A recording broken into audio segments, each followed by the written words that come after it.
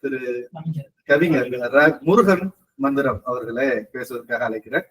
மனசு தடுமாறும், அது நினைச்சா நேரம் மாறும், மயக்கம் இருந்தாலும் ஒரு தயக்கம் தட போடும், நித்தம் நித்தம் மோன் நினப்பு நெஞ்சு கூடி காயும், மாடு 2 பாத 2 வண்டி எங்க சேரும், ஒத்தி வச்சா அன்பு இல்ல, சொல்லி புட்டா வம்பு இல்ல, சொல்லத்தானே தெம்பு இல்ல, இந்த துன்பம் யாரால.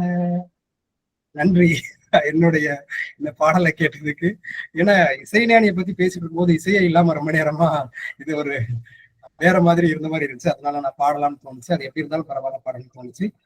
அண்ட் கேலக்ஸி கலை இலக்கிய குழுவுக்கு அந்த தம்பி அலெக்ஸுக்கு என்னுடைய மனமார்ந்த நன்றி இந்த வாய்ப்புக்கு. எல்லாரும் சொல்லிட்டோம், சிம்போனி அவர் பண்றது, அவர் வாழ்க்கையே அவர் இசையா தான் வச்சிருக்காரு. அதனால ராஜா பத்தி நம்ம பேசுறதுங்கிறது எவ்வளவு பேசினாலும் அது பேசிட்டே தான் இருக்கலாம். எனக்கு நிறைய முரண்கள் எனக்கு நானுமே ராஜா பத்தி எக்ஸ்ட்ரீமா ஒரு பக்கம் பாராட்டி எழுதியிருப்பேன், இன்னொரு பக்கம் விமர்சிச்சிருப்பேன். ஏன்னா அந்த உரிமை எனக்கு இருக்கு. அவரை விமர்சிக்கிறதுக்கும் அவரை பாராட்டுறதுக்கும் அவரை கெட்டிப்பிடிச்சு தழுவுறதுக்கும் எனக்கு இருக்கு, உரிமை இருக்கு அப்படின்னு நான் பண்ணுவேன். ஒரு பிரஸ் மீட்ல நான் அவர்கிட்ட பேசும்போது, எனக்கு நீங்க அப்பா, என் பையனுக்கு நீங்க தாத்தா அப்படின்னு தான் பேசினேன். மதுரையில ஒரு இசை கச்சேரி நடந்தது. தமுக்க மைதானத்துல. அதுக்கு நாங்க அண்ணன் தேனி கண்ணன், சுந்தர் அண்ணன் எல்லாருமே நாங்க ஒண்ணா அந்த கச்சேரிக்காக போயிருந்தோம். அந்த மேடையில ஒரு தகவல் சொன்னாங்க. அதாவது இந்த பிரபஞ்சத்துல, இந்த உலகத்துல ஒரு நாளுடைய 24 மணி நேரத்துல இசைஞானியோட பாடல் ஒலிக்காத ஒரே ஒரு மைக்ரோ செகண்ட் கூட இல்லை அப்படிங்கிறது. இசைஞானியோட பாடல் ஒலிக்காத ஒரே ஒரு மைக்ரோ செகண்ட் கூட இல்லை அப்படிங்கிற ஒரு விஷயம் அப்ப பாருங்க, ஒரு மனுஷன் 24 மணி நேரமும் இந்த உலகத்துல அவருடைய பாடல் எங்கேயோ ஒலிச்சுட்டே இருக்கு. 24 மணி நேரமும் அவருடைய பாடல் இந்த பூமியில ஏதோ ஒரு நாட்டுல, ஏதோ ஒரு சின்ன கிராமத்துல, ஏதோ ஒரு ரேடியோல, ஏதோ ஒரு ஸ்பீக்கர்ல ஒலிச்சுட்டே இருக்குதுன்னா அது எவ்வளவு பெரிய பாக்கியம், எவ்வளவு பெரிய கொடுப்புன்னா அவர் எவ்வளவு பெரிய சாதனையை பண்ணிருக்க முடியும் இசைஞானி. அதான் தகவலை முதல்ல சொன்னாங்க. அப்பதான் யோசிச்சேன், ஒரு கமெண்ட் படிச்சேன். அந்த விகடன்ல வலைபேச்சுன்னு ஒண்ணு போடுவாங்க. அதுல ஒரு கமெண்ட் இருக்கும். அதாவது ரகுமானே லாங் டிரைவ் போனா கூட இளையராஜா பாட்டு தான் கேட்கணும் அப்படிங்கிற மாதிரி.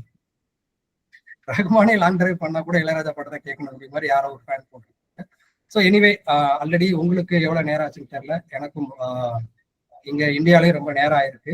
எல்லாரும் இந்த என்ன மூட்ல இருக்கீங்க அப்படின்னு தெரியல. இசைஞானி அவர்களை பத்தி நான் ஒரு புக் எழுதியிருந்தேன், ஒரே ஒரு ராஜா ஒரு கோடி கதைகள் அப்படின்னு ஒரு புத்தகம் எழுதியிருக்கேன். அவருடைய பாடல்கள் ரியல் லைஃப்ல ஒரு 10 சம்பவங்களோட கனெக்ட் ஆயிருக்கிற சம்பவங்களை நான் ஒரு வசன கவிதை கட்டுரைகளா எழுதியிருக்கேன். அது ரொம்ப நிறைய ரசிக்கப்பட்டது. நிறைய பேருக்கு என்ன கொண்டு சேர்த்தது ராஜா அவர்கள் மூலமாக. டோன்ட் மைண்ட், நான் அதுல ஒரு 2-3 பேராகிராஃப் மட்டும் உங்களுக்காக வாசிக்கலாம்னு நினைக்கிறேன். உங்களுக்கு டைம் அலோவ் பண்ணலாம். எங்கள் இளையராசாவுக்கு எங்கள் ஊர் இலசுகள் வைத்திருந்த செல்ல பெயரை இந்த தொடரின் முன்பகுதி ஒன்றில் குறிப்பிட்டிருந்தேன். மொட்டை. எம்ஜிஆர் சிவாஜியில் இருந்து ரஜினி கமல் வரை அவன் இவன் என்று ஒருமையில் உறவு கொண்டாடி மட்டுமே பழக்கப்பட்ட எங்கள் வாய்கள் இளையராசாவை பற்றி பேசும்போது அவர் இவர் என்று மரியாதை பழகும். மொட்டை கொல்றா இருப்பா, மொட்டை பின்றா இருப்பா, மொட்டை படுத்துறா இருப்பா என்று எங்கள் தமிழ் நிகழ்காலத்திலோ கடந்த காலத்திலோ எந்த காலத்தில் இருந்தாலும் அதில் மொட்டைக்கு மரியாதை இல்லாமல் இருக்காது. ஊருக்கே கருப்பு வண்ணம் அடிக்கும் அமாவாசை இரவுகள் ஆனாலும் சரி, பௌர்ணமி நிலவு வெளிச்சத்தை அள்ளி ஊரெல்லாம் தெளிக்கும் வெள்ளை இரவுகள் ஆனாலும் சரி, இடைப்பட்ட 2 கட்டால் இரவுகளாக இருந்தாலும் சரி, எங்களோடு ராசா இல்லாத நாட்களே இல்லை. அந்த இசைஞானியை நேரில் பார்ப்பதும் அவரோடு பேசுவதும் நாளை நிகழப் போகிறது என்றால் இன்றைய இரவு அமைதியாக உறங்கி விடுமா என்ன? காதலியின் வீட்டுக்குள் செல்வது போல பதட்ட பரபரப்பும் இன்ப குறுகுறுப்பும் கூடவே நடக்க பிரசாத் ஒளிப்பதிவு கூடத்தின் மையப்பகுதிக்கு செல்கிறோம். தும்பை பூவாய் நின்று அன்பாய் புன்னகைக்கிறார் ராசா. பிரசாத் ஒளிப்பதிவு கூடத்தின் அந்த மையப்பகுதி ஒருவேளை நான் நிற்கின்ற இடம் இசையின் மையப்பகுதியாக இருக்குமோ என்றொரு எண்ணம் எனக்குள் அந்த நிமிடத்தில் வந்தது.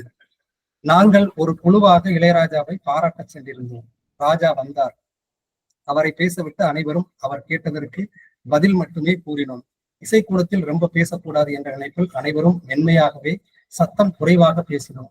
பேசி முடித்ததும் மரியாதை செய்வதன் நிமித்தமாகவும் ராசாவுடன் புகைப்படம் எடுத்துக்கொள்ளும் நிமித்தமாகவும் வரிசையாக செல்கிறோம். நாங்கள் வரிசை நகர்கிறது, புகைப்படம் எடுத்தல் நிகழ்கிறது.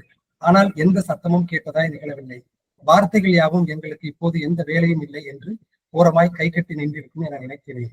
நகரும் வரிசையில் நானும் என் முறைக்காக காத்திருக்கிறேன்.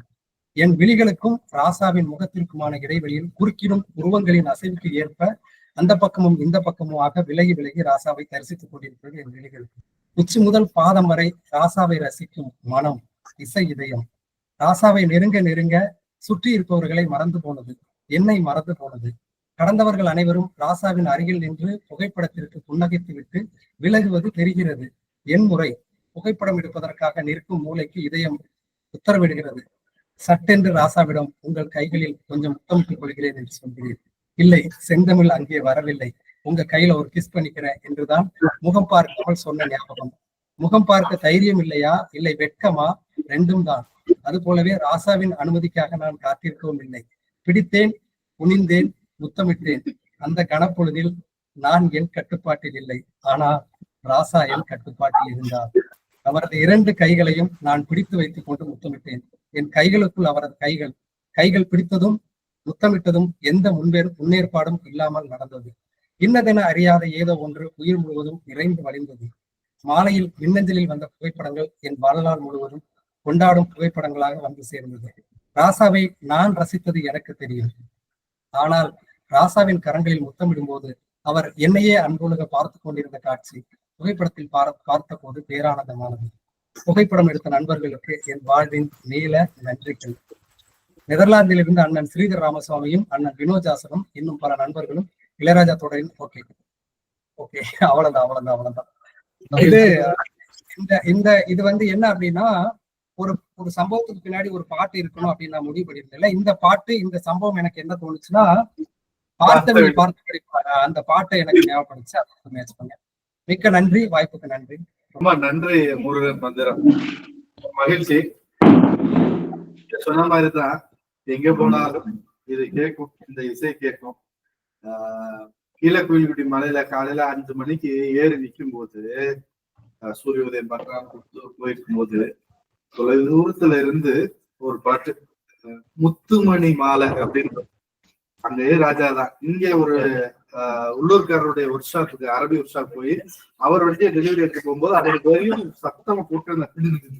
என்னது நம்மதுல இது எங்கதியா அப்படின்னு அவர் போடுறாரு. ராஜா கைய வச்சாரு. அதனால எல்லா இடத்துலயும் ராஜா விரும்பி இருக்கிற இசை போல, இசை காற்று போல. மகிழ்ச்சி. அடுத்ததாக